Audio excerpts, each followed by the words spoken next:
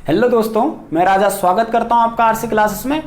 दोस्तों, आज मैं आपको पढ़ाने जा रहा हूं कत्यूरी और कार्तिकपुर राजवंश के कुछ प्रमुख बिंदु जो अक्सर उत्तराखंड की परीक्षाओं में पूछ लिए जाते हैं। लास्ट टाइम मैंने आपको कत्यूरी शासन और कार्तिकपुर राजवंश पढ़ा दिया था। आज वही क्लास हम कंटिन्यू रखेंगे और आज हम पढ़ेंगे उनमें से कुछ प्रमुख बिंदु, जैसे हमारे कार्तिकपुर राजवंश और कत्यूरी शासन में जो टैक्स लिए जाते थे और उनकी सेना किस प्रकार की थी और वो अपना प्रशासन किस प्रकार चलाते थे। वही प्रमुख बिंदु आज की वीडियो में हम जानेंगे। तो प्लीज वीडियो के अंत तक आपने बने रहना है और ज्यादा से ज्यादा अपने दोस्तों के साथ इसे शेयर करना है। और आपने हमारा चैनल सब्सक्राइब नहीं कर रखा है तो प्लीज उसे सब्सक्राइब कर लें और वीडियो को लाइक जरूर करें। तो आइए आज की क्लास शुरू करते हैं। दोस्तों, आज की क्लास में हम सबसे पहले पढ़ेंगे कत्यूरी एवं कार्तिकेयपुर काल में जो पदाधिकारी थे उनके बारे में। प्रमुख बिंदु इसमें से हम पढ़ लेंगे जो उत्तराखंड की परीक्षाओं के लिए बहुत महत्वपूर्ण है और आज तक इनसे क्वेश्चन भी बने हैं। तो इसके बाद हम टैक्स के बारे में भी जानेंगे, इन्होंने जनता पर कौन कौन से टैक्स लगाए थे। आपको पता है कि उत्तराखंड की परीक्षाओं के लिए ये बहुत महत्वपूर्ण है। तो सबसे पहले हम पढ़ते हैं नरेशों के पदाधिकारी। इन्होंने अपने डिपार्टमेंट में कौन कौन से पदाधिकारी बनाए थे जो इनके लिए क्या करते थे, कार्य करते थे। तो सबसे पहला आपका प्रांतपाल। तो प्रांतपाल का कार्य क्या था, सीमाओं की सुरक्षा का भार था। इन पे पूछा जा सकता है प्रांतपाल का कार्य क्या है, तो सीमाओं की सुरक्षा का भार। नेक्स्ट आपका वर्मपाल। तो वर्मपाल का कार्य क्या था, सीमावर्ती मार्गों से आने वाले व्यक्तियों पर नजर। जैसे अभी चाइना पे हम नजर रख रहे हैं कि वो इंडिया की तरफ आ रहा है नहीं आ रहा है, तो अभी इंडियन आर्मी करती है, तो उस टाइम वाला कार्य कौन करता था, वर्मपाल। ये जो बाहर से लोग आ रहे हैं तो उन पे निगरानी रखते थे। वर्मपाल का काम आप आसानी से समझ गए होंगे, जो सीमावर्ती मार्गों से आने वाले व्यक्तियों पर नजर। आप इसको चाइना समझ सकते हैं। नेक्स्ट है आपका घट्टपाल। ये गिरिद्वारों के रक्षक थे। और आपका नेक्स्ट है नरपति। तो नरपति का कार्य क्या था, नदी घाटों पर आवागमन की सुविधा करना। सबसे पहले आपको नदी जो घाट होती है वहां पर आवागमन की सुविधा का कार्य था नरपति का। और साथ में टैक्स भी वसूलते थे और संदिग्ध व्यक्तियों की गतिविधियों की छानबीन भी करते थे आपका नरपति। इसके बाद आती है इनकी सेना। तो सेना इनकी 4 भागों में विभक्त थी। सबसे पहला था आपका पदातिक। पदातिक जिसको हम पैदल सेना या गोलमिक कहते थे। पूछा जा सकता है कि पदातिक क्या थी, तो इनकी पैदल सेना या गोलमिक भी कहा जाता है इनको। नेक्स्ट है आपका अश्वारोही। तो समझ सकते हैं अश्व मतलब घोड़ा, इसको सर्वोच्च नायक कहा जाता था और इसको हम क्या कहते थे, अश्व बलाधिकृत भी कहते थे। पूछा जा सकता है। नेक्स्ट आपका गजारोही, और जो आपका गज को कंट्रोल करता था या गज वाली सेना को कंट्रोल करता था उसको कहते थे हस्ती बलाधिकृत। और इसके बाद है उष्ट्रारोही, तो जो ऊँटों की सेना, तो उष्ट्र बलाधिकृत। और इसके बाद इंपोर्टेंट आता है, थोड़ा सा टफ भी है ये, हस्त्यासवोष्ट्र बलाधिकृत। तो ये जो तीनों आरोही सेनाओं का सर्वोच्च अधिकारी होता था आपका हस्त्यासवोष्ट्र बलाधिकृत। और सैन्य संचालन को कौन करता था, नरेश, खुद राजा करता था। इंपॉर्टेंट पॉइंट है ये, आपने इनको अच्छे से नोट करना है ताकि आपको परीक्षा के समय कोई भी प्रॉब्लम न हो। अब नेक्स्ट है कत्यूरी शासन की पुलिस व्यवस्था।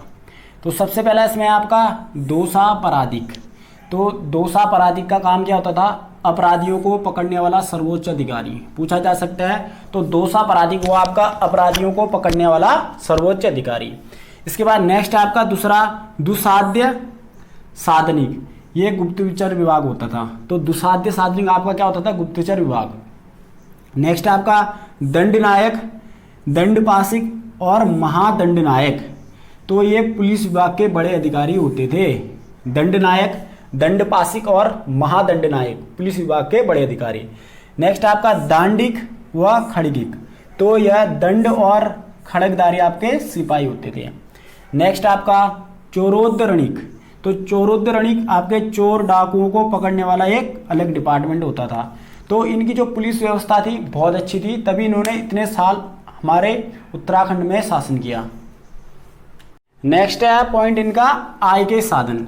तो प्रमुख साधन थे आपके कृषि, खनिज और वन।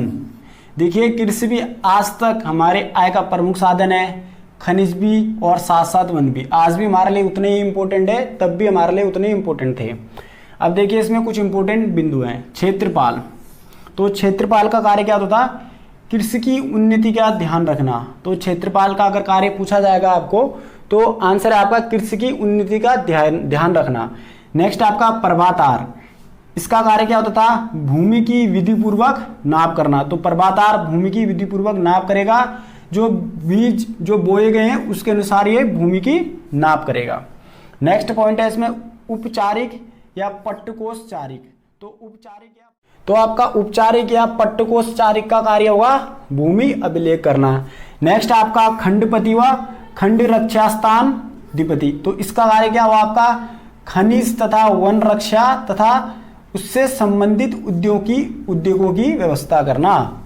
नेक्स्ट पॉइंट है इसमें भूमि की नाप के लिए पूछा जा सकता है। तो भूमि के नाप के लिए कत्यूरी शासन में द्रोणा बापम, देखिए भूमि की नाप के लिए क्या यूज किया जाता था?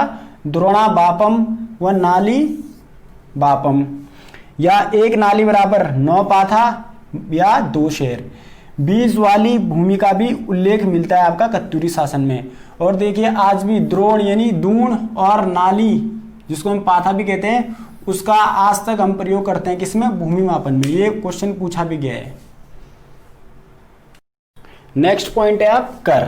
तो राजा प्रजा से विभिन्न प्रकार के कर लिया करते थे, और जो कर लेने वाले अधिकारी थे वो कहलाते थे आपके भोगपति और सौल्किक। पूछा जा सकता है कि कर अधिकारी का नाम या कर अधिकारी क्या कहलाते थे या उनका पद। तो भोगपति व सौल्किक। और एक और था आपका भट्ट और चार प्रचार अधिकारी। तो भट्ट और चार प्रचार अधिकारी क्या करता था? प्रजा से बिष्टी या बेगार कर लेता था, मतलब फ्री का काम कराना। नेक्स्ट पॉइंट है आपका राज परिवार। तो देखिए राज परिवार में अभिलेखों में केवल राजा की महादेवी यानी प्रधान रानी तथा उसके उत्तराधिकारी पुत्रों के ही नाम मिलते हैं। नेक्स्ट पॉइंट है अभिलेखों में जो क्रम दिया गया है, सबसे पहले आपका राजा है, फिर राजानायक, राजमात्य, महासामंत, ठक्कुर, महामनुष्य, महाकर्ता। और जो डोडी परिवार के छोटे राजकुमार होते थे उनको रेखा कहते थे।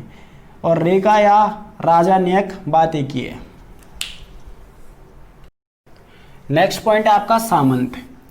राज्य के अंतर्गत शक्तिशाली ठकुराइयाँ होती थी और इन्हीं ठकुराइयों का शासन सामंतों द्वारा कंट्रोल होता था। इंपॉर्टेंट है, पूछा जा सकता है।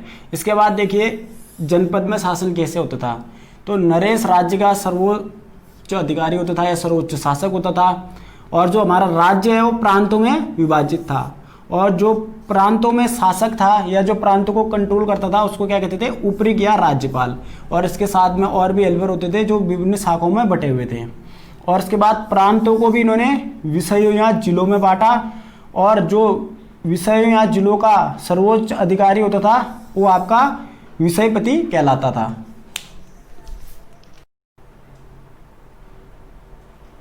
नेक्स्ट पॉइंट है आपका कत्यूरी शासन में 4 विषयों तथा लोक गाथा से एक अन्य विषय का उल्लेख मिलता है। तो सबसे पहला विषय हो गया आपका कार्तिकेयपुर विषय।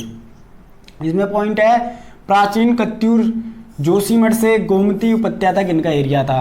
इसके बाद है आपका अंतराग विषय।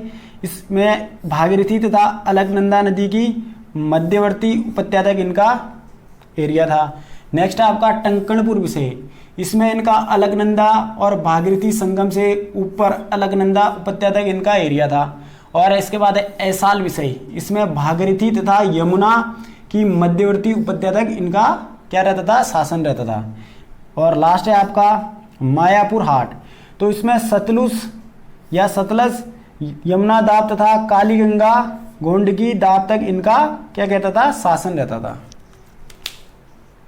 तो 4 प्रमुख विषय क्या हो गए आपके? कार्तिकेयपुर विषय, अंतराग विषय, टंकणपुर विषय, ऐसाल विषय, और जो आपका मैंने बताया लोकगाथा के अनुसार मायापुर हाट विषय। नेक्स्ट है आपका नरेश की संपत्ति यानी राजा की संपत्ति। तो राजा की व्यक्तिगत संपत्ति होती थी, वो मुख्यतः पशु होते थे, जैसे गाय हो गया, भैंस, घोड़े, खच्चर। और जो इन जानवरों की देखरेख करता था उस अधिकारी को कहते थे हम किशोर बड़चा गौ मजहिष्याधिकृत। थोड़ा टफ है बट पढ़ लिया मैंने। और एक पद था आपका आवीर। दुधारू पशुओं से दुग्धादि प्राप्त करने वाला ये व्यक्ति होता था, या आवीर दुधारू पशुओं से दुग्धादि प्राप्त करने का कार्य करता था आपका आवीर। तो दोस्तों इसी के साथ आज की क्लास हमारी यहीं पे समाप्त होती है। उम्मीद करता हूँ आज की क्लास आपको बहुत पसंद आएगी। दोस्तों इसे अपने दोस्तों के साथ और स्टडी ग्रुप के साथ आपने ज़्यादा से ज़्यादा शेयर करना है, क्योंकि ये एक फ्री वीडियो चैनल है। उम्मीद करता हूँ आप चैनल के लिए इतनी मदद करेंगे। तो दोस्तों मिलते हैं नेक्स्ट क्लास में, तब तक के लिए जय हिंद।